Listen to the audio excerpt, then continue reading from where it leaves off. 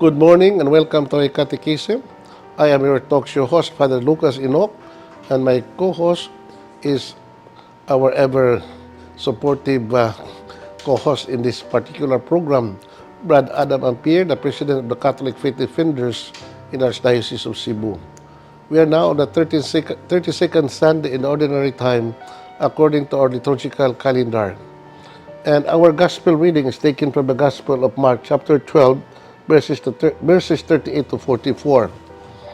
And we have this particular gospel message on the right way to give alms to the poor and to offer everything to the Lord, especially when we come to the church and offer something, even monetary offerings to God.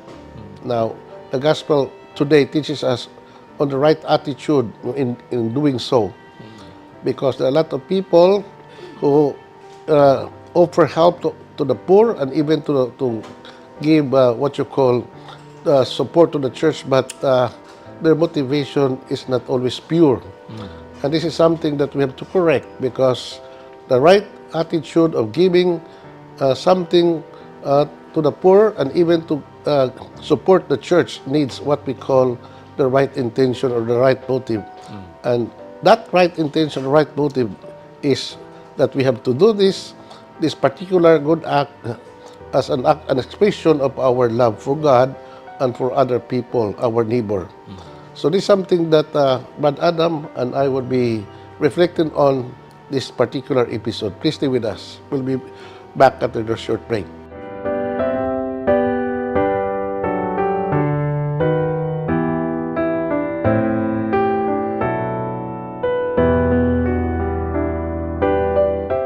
Good morning again, and Brad Adam, salamat. Kabalik na sa nasantanin ng atong program. Last week, we're not able to do it because we're so busy with so many activities, especially. Bago lang nahuman ang atong celebration sa All Saints and All Souls Day. So, we're now back to our regular schedule on My Catechism. Now, Brad, before we talk about our gospel karong Linggo, so there are a lot of things that we have to discuss, no? Lain-lain nga kung ano ito mga issue na itong tukion nga may kalabutan sa atong nasod, sa atong katilingban, especially on what is going on in the world stage karong panahon na, Brad. No? So, just recently, the election, the presidential election in the United States, nahumanag yun, and finally, the one who won that election is Donald Trump, no? The 47th President of the United States. No? Of course, Brad, there are a lot of reactions from different peoples, no, all over the world about the outcome of that election in the United States. So, this is not a political issue, but we're talking about this issue in relation to our reflection tungod sa kahimtang sa atong kalibutan, kahimtang sa peace and order, even economic, and also politics. But because I would like to remind our people that politics, no, is not something bad. Because kini politics man kamahin man is itong kinabuhi, and it is willed by God according to the letter of Paul to the Romans chapter 13 nga ang tanan nga mga authority ning kalibutan is willed by God. Ug way makagahuman ning kalibutan gawa gibot is Ginoo. So I always believe that those who are elected in a public office, whatever means it is, they are being chosen or elected, so it's will by God. Nga mo na, Brad, nga unta kitang tanan ba would render kada gitawag nga sakto nga pagtahod sa mga duly appointed or elected leaders sa atong kagamhanan, Brad. Correct. O na nga, ang Ibaghilyo nag-ingon nga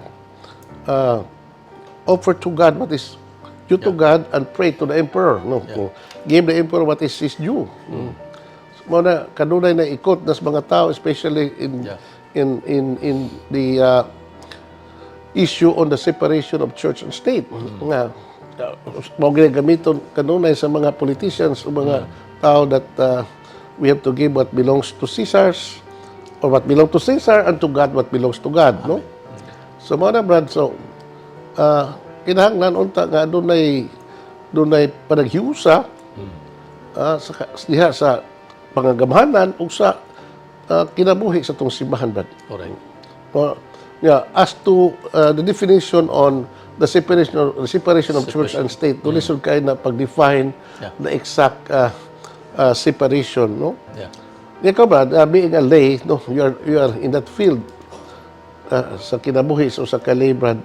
So perhaps you can also contribute noon sa gining maong pagtulunan sa panaghiusa o panagbulag sa simbahan o sa estado. Correct, Father. No? As Jesus says sa Biblia, nga give to Caesars what belongs to Caesars and to God for God. So, klaro man pa diri sa mga gimbuhaton sa diri sa Ginoo ug sa simbahan. Ang simbahan tungod kay ang nag-constitute sa simbahan mga tao ron padre nya mostly mga Catholic po, mga Christians, no. So wala nga di gyud nato murag kuan ra gyud hairline ra gyud ang kuan padre Separation diya sa kuan tungod kay ang ni-constitute sa government mao ra pud ang mga katawhan.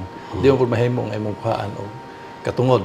So mao na nga perting kuan na gyud perting daghan kayong kuan ana sa kalabot sa separation of church and state. Pero nato nga mga Kristiyanos, Father, nagani mo marag contrary to the teachings between the church and the state, mo na nga palabihon gyud nato.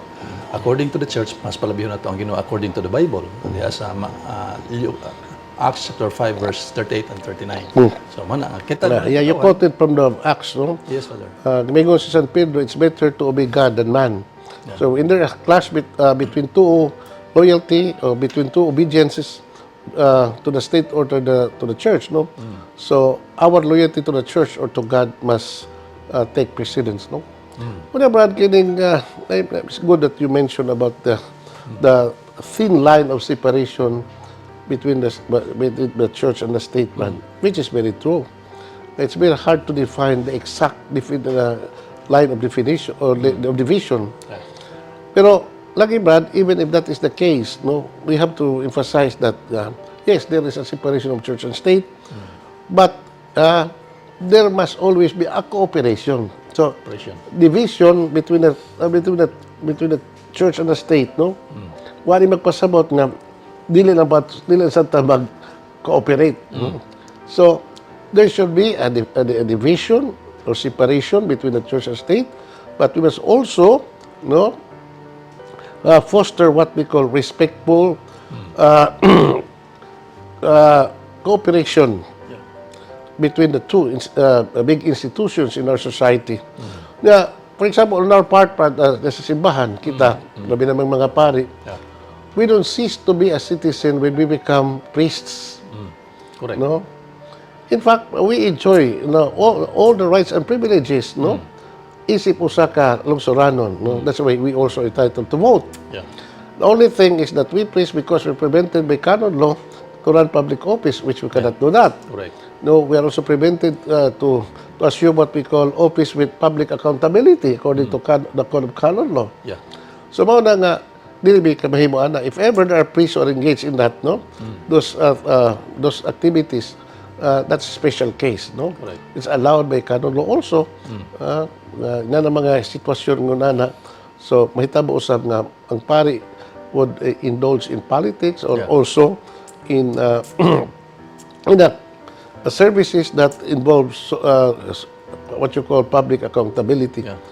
Pero Brad, the bottom line here is the principle that to be a good Christian, he must or she must be a good citizen of the land. Yeah. And equally the same, if you are a good citizen of this country, you must exercise your citizenship of the kingdom of God. Yeah. Doon naman tayo kitawag dual citizenship, no? So, we belong to the kingdom of God in this world, and we also belong to the kingdom of the earthly kingdom, nga mao nga tong political institution. Mao na nga, both kingdoms, Brad, nahanglan nga we have to exercise a good citizenship, no? Amen. Yeah, Una, Brad, nga, kita po, this atos Pilipinas, Brad, no? Grabe makita ka, highly politicized ang atong election, Brad. Which is not true because election is a political process, no? Muna nga, kinahanglan po nga kita, isip mga Kristohanon, imbued with the spirit of the gospel, also, with the proper guidance of the church, we must act in a manner worthy sa atong pagkamaayong Kristohanon, pagkamaayong Katoliko. Yeah. No? Now, the only thing nga ngayon ito buhaton, which is very basic, no? That we have to exercise our rights. No? Isip usa ka lungsuranon sa atong katilingban na di yun ta mo engage in what we call tawag na to, corruption. Graft and corruption, no? Yeah. In the society. Maura bang ginabrad, no? So, wala kong tanay ka corruption sa atong pagagamhanan, Brad. Wala problema na. Yeah. So, kada ginapita niya, mau gani kaya nato. Especially those people who are in the public office, no? Yeah. We have to encourage them to remain good Christians, no? Good citizens, because by being leaders of the country or of our society, they first and foremost are citizens of this country. Only that they are empowered with special duties and responsibility isip mga political leaders, no? O nga, kana ba, whether citizens or public servants ba, paningkamutan yun nato nga, wa yun tatay mga misfeasance or malfeasance in the exercise of our duty as leaders and as citizens of this country. Amen. In other words, avoid corruption and do good and act rightly, Correct. no, in the face of God. Amen. So we'll be back after the short break. Please stay with us.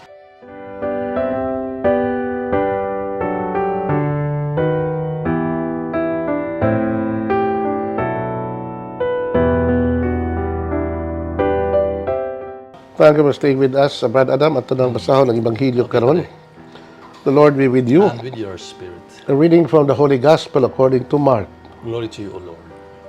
As he was teaching, he also said to them, beware of those teachers of the law who enjoy walking around in long robes and being greeted in the marketplace, and who like to occupy reserved seats in the synagogues and the first place at feasts. They even devour the widows and the orphans' goods while making a show of long prayers. How severe a sentence they will receive. Jesus sat down opposite the temple treasury and watched the people dropping money into the treasury box. And many rich people put in large offerings. But a poor widow also came and dropped in 2 small coins. Then Jesus called his disciples and said to them, truly I say to you, this poor widow put in more than all those who gave offerings.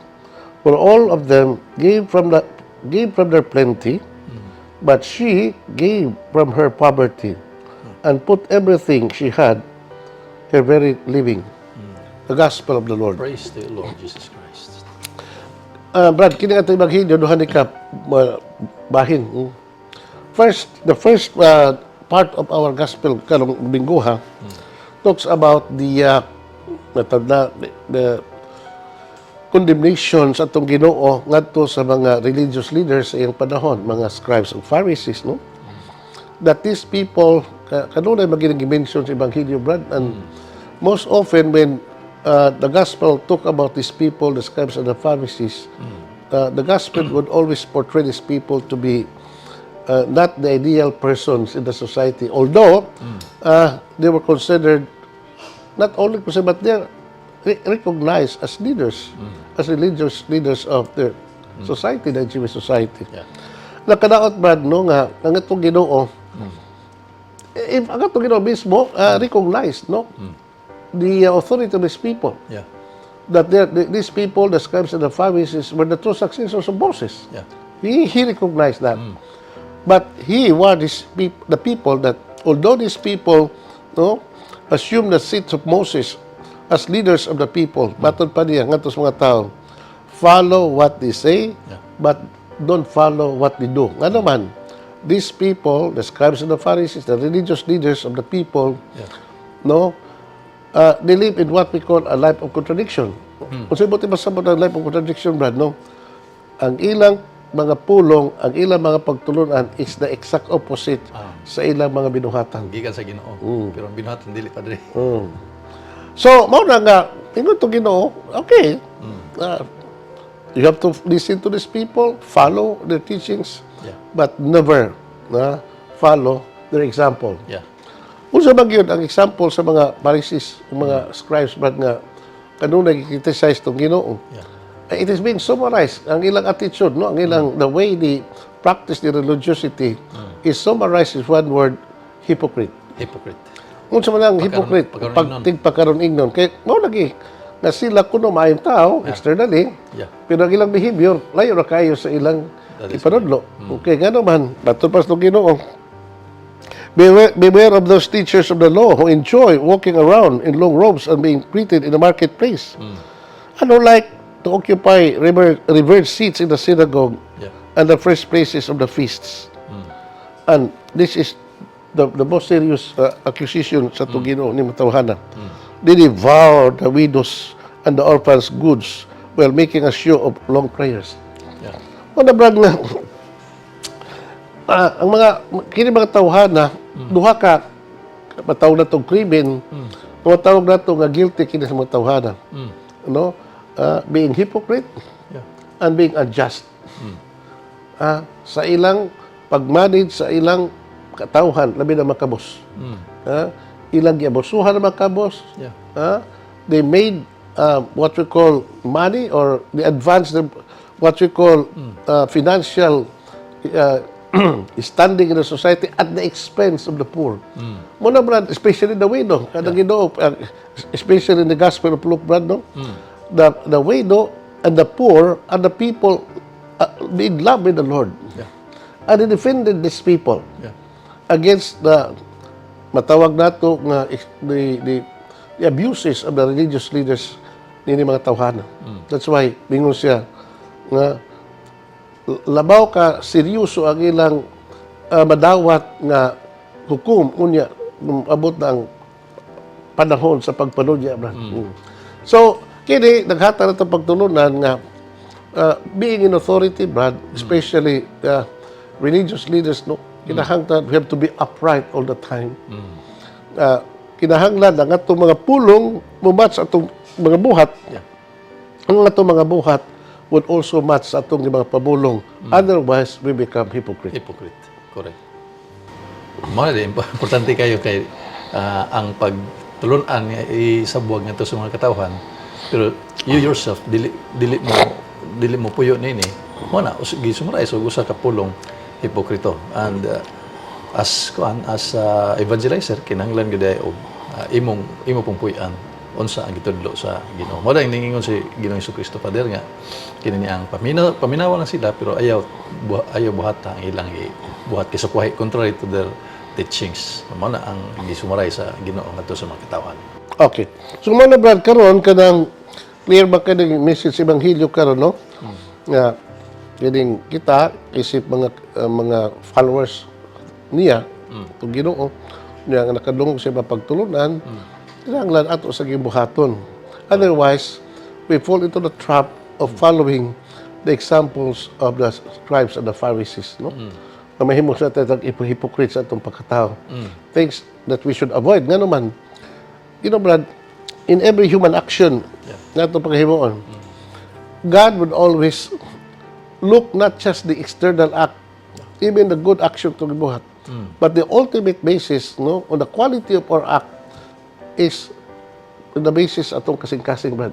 Because God knows our heart. Correct. God knows the intention of our heart. God knows what is hidden in our heart, Brad. O na nga, in everything we do, we must always consult our heart. Unsa magyud ang akong motive why I have to do these things. Why I have to give alms to the poor? What exactly is my motive? Because externally, to give alms to the poor is good, externally speaking. But what exactly is the motive of your heart? Ano man, Brad, kaya sa'yo mo tabang tas magkabos, in order to feel good sa itong kagalingon. Kunya, And we look down on these people katong itabangan, Brad. We feel the feeling of superiority.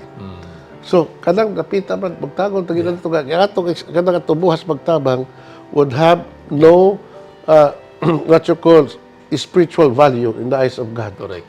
Mo na nga, kadaghanan yun, Brad, mga tao, they're not aware of that, no? Yeah. Mutabang sila kunuhay, kay nasudugan, kay biktima sa kuan, calamities, etc. And they feel good. Yeah. Usahay, mutabang sila, no, sobra pa gani sa ilang wala na kinahanglanan, no? For example, mga used clothing, mga used food, usa pa na diha, mga, as if,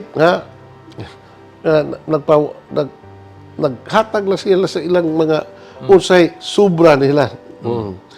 Externally, that is good. Yeah. Pero, lagi ang Ginoo lagi nakakita mo gusto kasing-kasing. Correct. No na nga, we have to avoid that, no? Naiingon rin ka ng mga philanthropist pa rin. Extra na kuan gyud Kanang philanthropists, there are people, Brad, even non-Christians, non-Catholics, no? Yeah. They're capable of doing good, Brad. Okay. No, we call these people a philanthropist, no? Now, we cannot judge their action. Ang Ginoo ra may nasayon, Brad, no? Correct.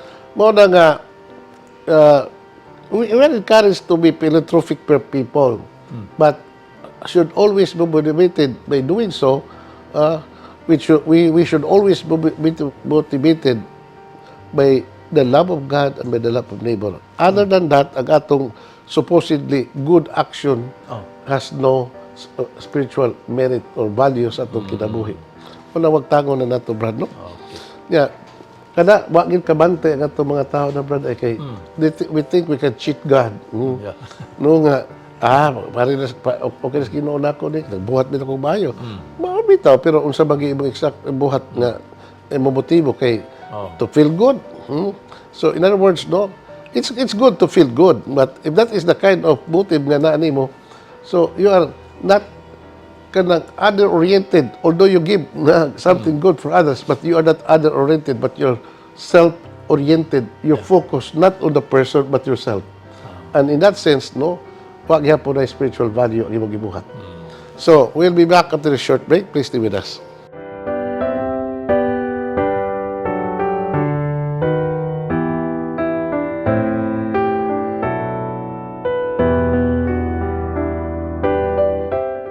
Thank you for staying with us. Brad Adam will continue with our discussion. So, the second part of our gospel, Brad, talks about the example of the poor widow. Yeah. Doon naman ko yung mga tao, dito mga itong ginawa sa temple area ba? He observed a lot of people entering the temple, and many of them were rich people. Yeah. And he watched those people dropping money into the treasury box in the temple. Dito ko sa karang panahon, Brad, no? There are what we call boxes of money or offerings, no? Na ihadlan sa mga tao, lain-lain nga kanang boxes, no? This is for simply for the offering of the temple worship, no? Sacrifices, etc., etc., for the temple sacrifice, na maintenance of the temple, maintenance of the priest and the Levites, etc. So, doon na ito mga boxes, Brad. Lain na sa kanang sa turon rin nga Lain na kolekta, lain na. Lain na siya. Maray ito temple, Brad. No, simbahan na maray ito, O niya, katulad mga dato, bihalan og daghang mata. Kung kami sa muna, Dinagko. baton pa ako, duha ko kadako, Brad. So, karon wala makailang mga tao ron, mga bata dong duha kadako, nakabot pa mo ko anong mga kadako, Brad. Diha pa. Lamaw na nga, what nakaabot ng usa ka diyot. Kanang usa ka diyot, half of a cent pag yun na. Perhaps duha ka diyot ito gihad sa mga babae. And yet, she freely give it all. Yeah. Perhaps, mao to iyang ipalit o paniud to. Pero she give freely everything. Yeah. Mao nga, mingon tong Ginoo nga to sa mga tinunan. He said, "Truly I say to you, this poor widow put in more than all those who gave offerings. For all of them, the rich people, gave their plenty from their surplus. Yeah. But this poor widow, gave from her poverty and put in everything she had, her very living." So, mo na, Brad, ang naka-diferensya. Rin siya.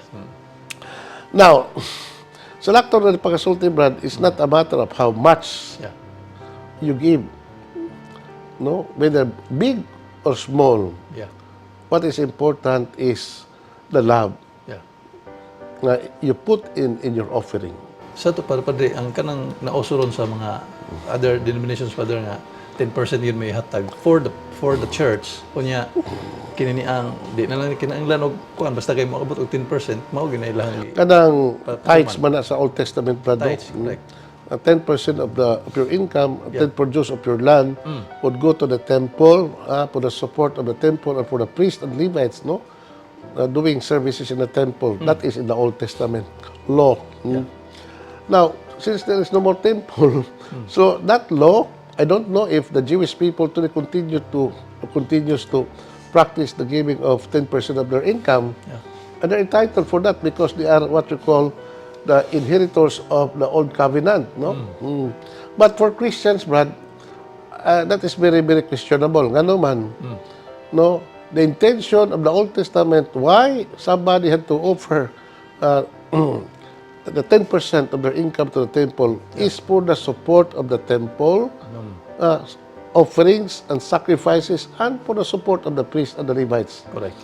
Now, as to the New Testament, Brad, maybe Jesus did not, there is no mention about the 10%. Yeah. Gi-encourage itong although there was only one time that Jesus mentioned about the 10%, no? Mingon siya, kamo mga scribes o Pariseo, naghatag kamo, o ikanapulo sa mga tao, apan nagpadayon kamo pag, what you call this, pag-oppress ni mga tawhana, etc. etc. There is no specific passage in the New Testament that Jesus give is the explicit law or encouragement to pay the 10% tithes. Yeah.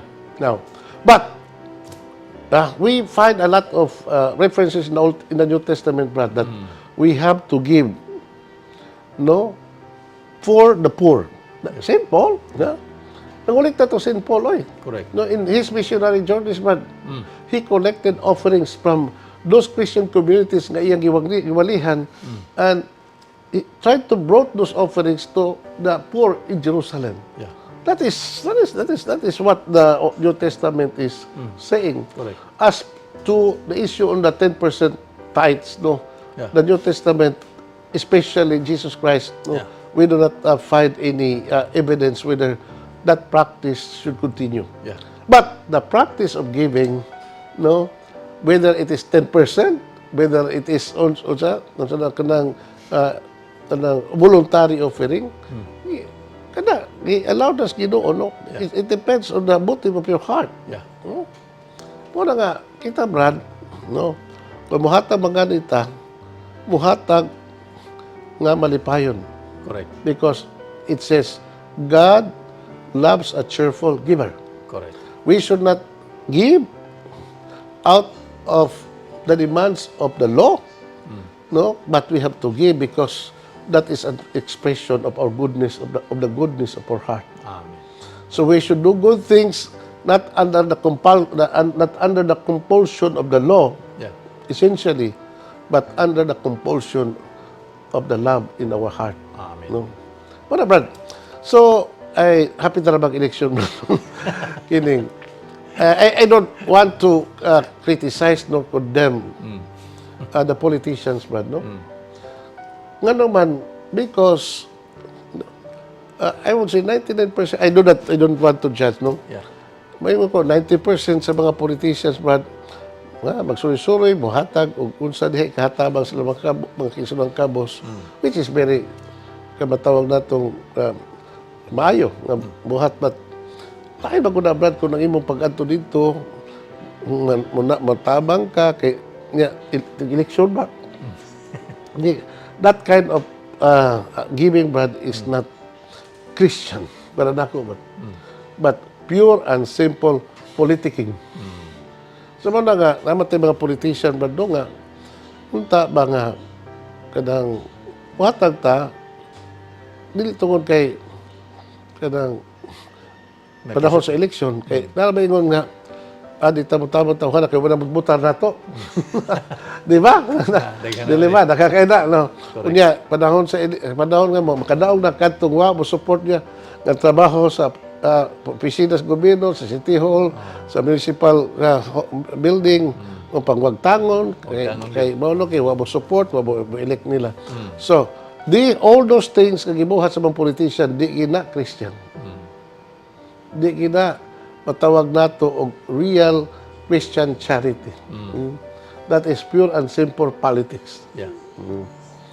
Mana brad nga. Yeah, sometimes we feel good nga katabang ko niya. Niya atong kwenta-kwentahon nga tungod niya ko nakatabang tawhana no ako nagbayad sa iyang hospital bill, palit siyang tambal, ako nagkuan ng bayad silang tuition fees daghan kay tagkuan ba kanang mga recalls atong mabuhat ba pero lagi that is contrary to what Jesus said, no? Don't let your right hand know what your left hand is doing. Yeah. That is a true Christian charity. Kay dili po na ilahang actually di pa di kanang ilang gipanghatag po na murag gikan po na sa kaban gihapon sa pangagamhanan tungod kay sa mga taxes gihapon na sa mga katawhan. So ang ilang gyud na murag pag-facilitate na lang sa mga butang sa gobyerno ngadto sa katawhan. Pero di gyud sila makapanumboy sa mga katawhan nga ilang kaugalingon nga gipanghatag. Otherwise pilar gud na og imong kitawhan pader ang ilahan. Yung nato remuneration sa ilaha pagka official diha sa pangagamhanan. So dito gyud sa kaban gyud gihapon sa Gobyerno. gobyerno. Una ka brad nga karon arita sa poor widow brad no. Unsa ba example nga atong sa gibuhat ninyong kabos nga byuda brad. Yeah. Number one lesson is this, that our kakabos, our poverty, ang atong kakabos, dili ni excuse nato nga di tabutabang. Because we always have that idea. Some people have this idea. Problema ko, therefore I deserve to receive. Problema ko, naiman mo di man nga, tumagi ko na kay pobre ko. Mga problema nga masuko, dili tabagan, dili hagat-hatagan. So, mao na nga kita magmapobre ba di sa ta magpakaos ng pagalingon no di sa nato i-degrade ang atong dignity brad no. Yeah. Nga well we know that we need. Yeah. We know that we are suffering. But we should also maintain our dignity sa atong pagkatao. Nga o muhatang mga nita out of our poverty, then do it again with good intention and with trust in the Lord that even if I have to give this everything, no, the Lord would always provide. Wala brad nga, maguli akong sulti brad, wagi ko kadungog nga doon ay nagingon nga kadang tawhana na purdoy kay siya manggihatagon. Kadungog ka na brad? Pero daghan kay tag nadunggan nga kadang tawhana na purdoy kay tungod sa iyang pagkabisyoso. Pagkasugarol. Not only bisyoso. But wagi ko kadungog ka na purdoy kay siya manggihatagon. Kadungog ka na. Wagi ko kadungan eh. Brad nga, to give out of our poverty, brad, is not just an act of charity, but an act of sacrifice. Yeah. A true giving is a sacrificial giving.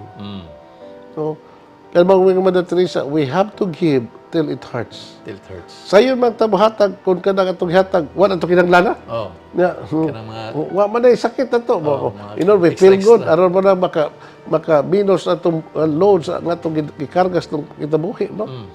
Mo na nga, mo ni brad ha, nga, kita makabos, bisan ta magpaka-uwi. Nga, kanang ato ipaupos atong dignidad. Although we need the help from other people, but we should exercise what we call an act of trust that no matter what happened, no, even if I give something, God would provide. God would give us what I need. No, God would give us what we need. Yeah. So naman, brad, no, that is an act of love, an act of sacrifice. Amen. That act of the poor widow. Then we will be whatever we do based on the example of the poor widow, brad, Yeah. would always be meritorious and pleasing to God. Yeah. ang Ginoo manaka ninyo. Manasab kini. Nalangin kayo Diyos magahon sa tanan, Amahan, Anak, Espiritu Santo. Amen. Amen. Salamat ug maayong adlaw. Praise the Lord.